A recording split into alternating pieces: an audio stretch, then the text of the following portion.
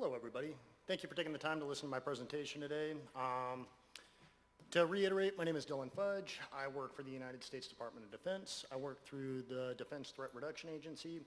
However, I'm matrixed at the U.S. Army DEVCOM Chemical Biological Center, which is quite a mouthful, hence why I reintroduced myself with this.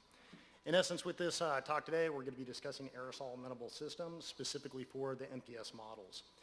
Why we're interested in this, I'll get to in a moment, but really at the time when we were starting this project, there were not a lot of amenable systems for the MPS systems for aerosol exposures.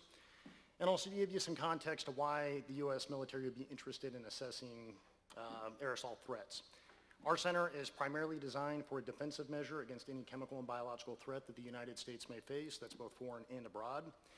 Typically, these threats that we're interested in with my center that we work in is going to be chemical and biological threats. So we're assessing all new and emerging threats as well as existing threats that may be occurring in the world today.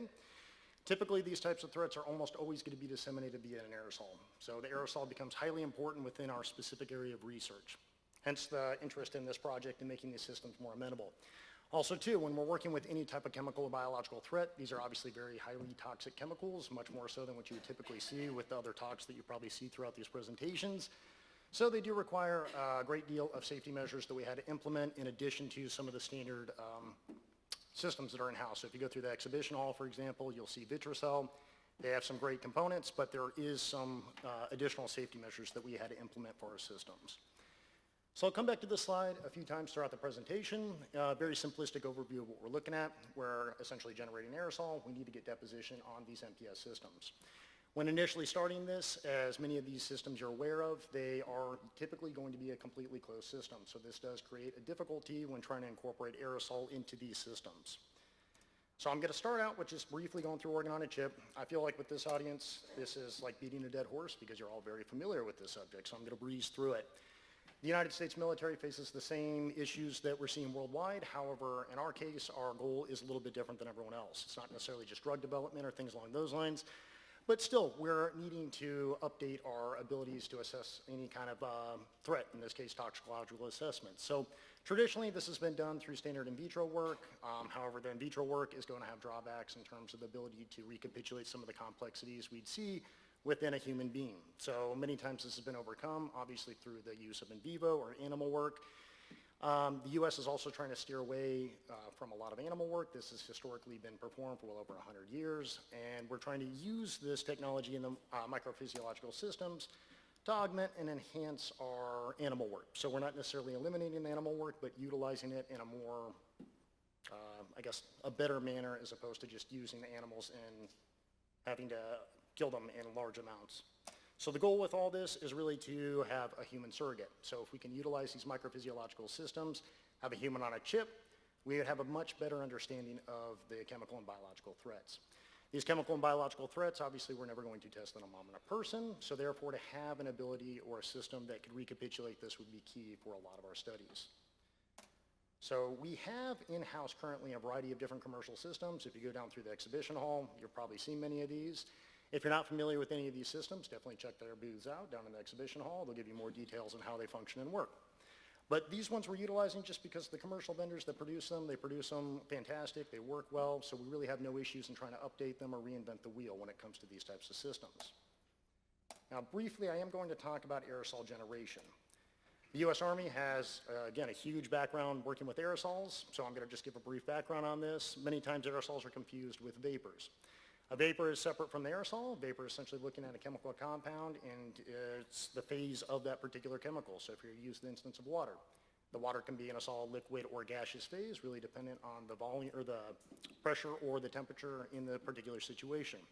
However, if we're looking at an aerosol, it becomes a lot more complex. These are typically going to be a combination of solids, liquids, suspended in a carrier gas. They're going to have a lot of different physics going on with them, as well as chemical reactions where you get equilibrium established between the liquids and the gases. You're going to get condensation, evaporation. You can have all different types and sizes of these particles, where you can have different aspect ratios where they could be very long and thin, or spherical in the depiction behind me here. But the long and short of it is there's a lot of complexities going on with aerosols research. So we had to have a way to also modify these and make them relevant to human studies. Now, of the three different ways we're really going to see an exposure to any of these chemical and biological threats, again, through an aerosol dissemination, we're typically going to see the inhalation route being the primary route of exposure. The reason being, obviously, we can get a dermal exposure, but typically a lot of the compounds are not going to be nearly as effective if they are exposed via the dermal route. So inhalation is going to be our primary route of concern.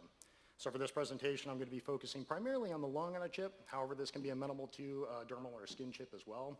Just switching out the different cell types and the biology behind it. But realistically, what we're really interested in is an inhalation route and a model for that. So what we use to generate aerosols for this particular project here is a coaxial or a double needle atomizer. It sounds a little more complicated than it is. It's not terribly bad. Essentially what you do is you take the compound that you intend to aerosolize, you will insert it through an inner needle, very small diameter, 37 gauge needle. You will insert compressed inert gas through an outer needle. So you essentially have a needle within a needle, hence the name double needle atomizer. And you're going to have that inner needle with the liquid sit just prior to the end of the larger needle that surrounds it. When the liquid forms at the end of the smaller needle, what you have is that compressed air come through, basically break it apart, and you have those intermolecular forces breaking it up into a small aerosol particle. You have high controllability over the aerosol particle size, so you can really modulate your aerosol profile to make it specific to whatever region of the respiratory tract you're looking at. Looking at upper airways, obviously you get out bigger particle sizes. As you go further deeper into lungs, you're going to have much smaller particle sizes. So with this, we have the ability to make this modular and controllable depending on which region we're interested in looking at. And obviously aerosol generation. So when initially starting this project, as I mentioned, we have a lot of history already working with aerosol. So as opposed to just, again, reinventing the wheel from the start, I said, what do we have currently in-house that we can utilize and make amenable to these MPS systems? So this is obviously an animal model. This would be an exposure system for any type of animal. I use the mouse example over there. But essentially take a mouse, insert its nose into the nose cone there, insert it into this instrument. This instrument will generate an aerosol. The mouse is going to breathe it in. It's going to be purely via inhalation, so you're not going to get a dermal exposure. There's obviously chambers that can generate large portions of aerosol, but then you're going to get a dermal exposure as well as inhalation. And this was a much more controlled manner that we thought we'd start with, at least initially. So just to give a background on that, obviously they can have different setups where you're looking at a fume hood or if you're looking at a glove box, really dependent on whatever type of chemical agent that we're looking at and or a biological agent. So keep that in mind because we'll come back to it here in a moment. But we still have the problem, we have the aerosol generation technology, but we lack, and we also have the MPS technology, but we lack the combination of both, to marry them both together, have these two technologies working and functioning. And again, in a highly controllable manner that's in a safe manner too, because if we get a small leakage with aerosol, we're obviously going to have a lot of deleterious effects occur. So how we ended up bridging this gap was through the utilization of additive manufacturing, otherwise known as 3D printing. I'm sure many of you are familiar with this, so forgive me if I am rehashing things that everyone is aware of. But essentially, this is going to be the opposite of at least what I initially assumed with a lot of modeling is going to be subtractive, where you'd have a model like a block of wood, carve out whatever the design is, therefore end with your model of interest. Additive manufacturing is the complete opposite. You start with nothing, add successive layers, and then you build up whatever the end product is or the model that you're interested in having. So there's a variety of different techniques for this additive manufacturing technology. We ended up opting for stereolithography. I'm not going to get into too much detail on that, but essentially you have no porous material, so it's much safer to work with, in particular with the aerosol research that we're interested in. This kind of walks you through start to finish what you do with any of this additive manufacturing. You start with a computer-aided design, where really your imagination's the limit on how you want to design these things. Cut it down into an STL file or standard triangle language file, then convert this into a sliced file, which is basically adding out the successive layers that we see within the additive manufacturing.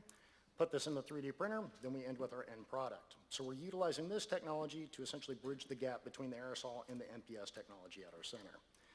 So coming back to this, what we ended up doing is modifying the emulate as well as the tissue system to make it amenable for aerosol exposures. This could obviously work with the CM Bio or really any other system that you're interested in applying an aerosol to. You just have to essentially create the mechanism for the interface between the aerosol generation system and the MPS system. So coming back to this slide. So we have this nose cone system that we've talked about previously. Somehow we needed to integrate this organ-on-a-chip technology into it. So essentially what we did was we designed two different models here. We have one that's on the right-hand side, which is more of an impaction model. So you would be able to insert, in this example here, we have it for the emulate chip, but again, you just simply modify the interface for whatever chip type that you'd be interested in. Some of them are more difficult than others, but this one is fairly simple. You can essentially clip in the emulate chip. You get aerosol generation inserted in through the circular cylindrical portion on the front of these two different CAD files here. Again, the ones impaction on the right, that'd be more representative of the small airways in the upper respiratory tract, as opposed to sedimentation, which you would see on the left-hand side, which would be more representative of the deeper airways like the alveolar compartment. So, again, this just kind of recapitulates what we see here. Using the emulate chip, very easy and modular to be able to insert this into these 3D printed parts here, and then get aerosol deposition. In parallel, we're also making a system that was specifically designed for aerosol deposition on all different chip types. So not utilizing the previous technology we had for the animal work, but designing a system that was specific for aerosol exposures for the NPS model. We ended up designing this. I'm not going to go through everything. If you do have questions on this, definitely feel free to find me afterwards. We can walk and talk through the entire system. But what I would like everyone to take a look at is specifically the chamber region. The chamber region is going to be the part that's modular in the sense that it's the 3D printed component of the system that is going to be amenable to whatever the MPS system is that you'd be interested in using.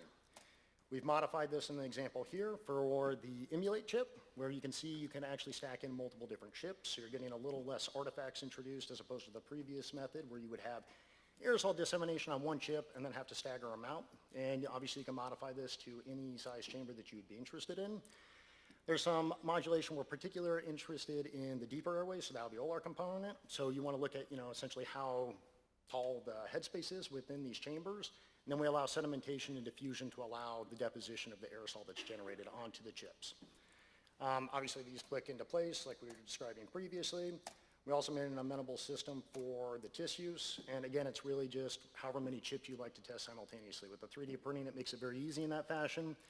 Additionally, with the work that we perform, many of the 3D printed parts we can just throw away. Once we have the CAD file and invest the effort to design the CAD files, that's the primary workhorse of it, and then printing them is relatively cheap and easy to dispose of. Because with these chemicals, after they've been, any of these components have been touched with it, they're extraordinarily hard to decon, so typically we can just throw out the parts, which makes it very easy for us to work with these.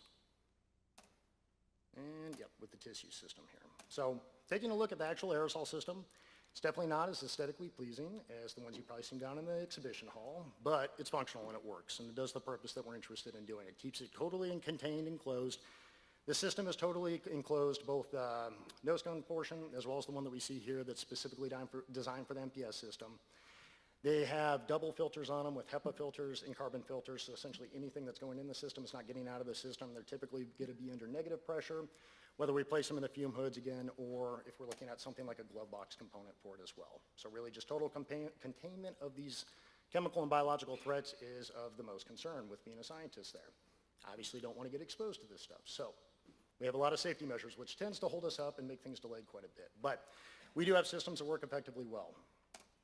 So one thing you might have noticed is any of you that are familiar with the emulate chips, which I'm assuming is everybody in the crowd today, probably understands these chips are totally closed off. So with the designs that I was showing you all previously, you're inserting the chip in the tray and locking it up in a portion, whether it's the chamber piece or the nose cone piece. However, if you do it with a standard emulate chip, you're not going to get exposure because obviously I have the PDMS, so the aerosols get impact on the PDMS. It's not going to touch the epithelial cells within the lung compartment, right? So we had to modify these chips a little more so than some of the other chip systems. And obviously, if you try to filter it in through the outlet or the inlet ports for the upper or the lower channel respectively, you're still going to get impaction on the twists and turns throughout the microfluidics. So you're never going to actually have aerosol deposit on the cells that you're interested in getting them on. So what we did was we modified and made a quote-unquote open-top lung chip. Essentially what we did, again, was we utilized the additive manufacturing technology where we're able to design these molds. We made an open-top chip where essentially that top channel is not going to have PDMS over the top of it. We modified, various depths for that top chamber or that top channel, so we could see what's going to be optimal for deposition of the aerosol that we produced, while not having an impact on the sides of the PDMS, for example. It's a pretty standard emulate chip where it's separated by the membrane, and essentially you have the removable lid on top, which is the main factor that's difference between the two. So we can still place it under flow. It's a totally enclosed system. Then we can remove the lid, have an exposure of the aerosol. We also made essentially an injection mold for the tissues chips, but the tissues chips, for any of you that are not familiar with it, they have screw top lids or click lids, which make it very easy for an aerosol exposure. You can basically pop the tops off, insert it into these attachment pieces for our aerosol generation systems, get the aerosol to deposit directly on top of these transwell formats. So those ones didn't need any modification, at least for the aerosol portion of it. And pretty much this summarizes everything from start to finish, starting with the 3D printers, having the various aerosol generation systems with the parts that are interface between the MPS system as well as the aerosol system. We do have vapor systems in-house as well. Vapors are also typically going to be a component of your aerosols as well, because you're going to have different things like evaporation occurring with the liquids within these aerosols. We also have all the chips that we had to modify accordingly, the systems, and then we characterize the aerosols to, again, be respective of the different regions of the lung. So in this example here, I believe our mean median aerodynamic diameter is typically going to be about 1.6 micrometers, which is essentially right where we want it for maximal deposition within the deep lungs. So we get that diffusion or that sedimentation occurring in that region. And if any of you had a chance to attend Casper Ringley's talk yesterday from Philip Morris International, we're taking this a little bit of a step further here by beta testing their system. And what they're going to be doing is, at this point, we're generating an aerosol. We can modify that aerosol and get deposition to occur in a specific region. But many times these aerosols are going to have a vast evolution throughout the respiratory tract. Because again, I go back to it, they're not a simple generation of aerosol and you get deposition on it. As you breathe in the aerosol, you're going to have humidity changes, temperature changes, you're going to have residence time within certain regions increase because the surface area within the lungs vastly increases as you go further down. Many different factors are going to be changed, which is going to impact your aerosol profile that you're looking at. So we want to be able to recapitulate these complexities that you see throughout the entire respiratory tract and also see deposition in the different regions. It's not truly known how much deposition we get for respective particle sizes in different regions of the lung, because obviously we're not going to expose someone to something, then cut them open and see where it deposited. So a lot of this is requiring computational validation, as well as you can do some other methods to do this. But this system hopefully will do a great job of recapitulating what you would see throughout the entire respiratory tract for an aerosol. So we're going a little bit step further where we have the aerosol evolution and then also combining this with the tissues chips as well. So this is the work to come in the future. And unfortunately, my slide didn't work where it had everybody else's name on it in the pictures, but it wasn't just me doing this work. It was a variety of other people at the center that helped and aided with this project to get this off the ground in the last year and a half or so. So with that, I will take any questions that anybody may have.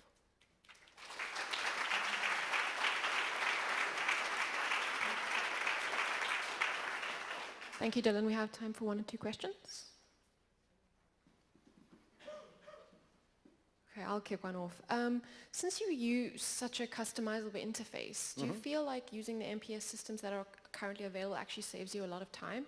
Or is it? It does. Yeah, so that's a big reason for using the commercially based systems is there's no need to make a new system, especially because those 3 systems that I mentioned work tremendously well. So to essentially spend all the time and effort to redesign something for the same purpose really just didn't make sense. So that's why we utilize that just to save on time and money.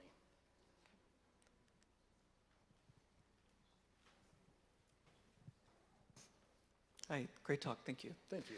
I just wanted to check, so were you able to administer it like specifically to a particular region so that the aerosol wasn't going into any other reservoirs or anything?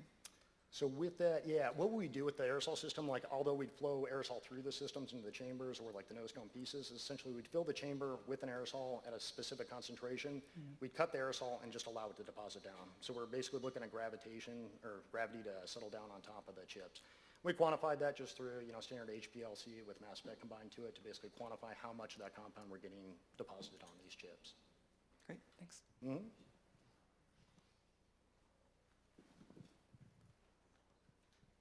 Thanks, Dylan. Yep, definitely.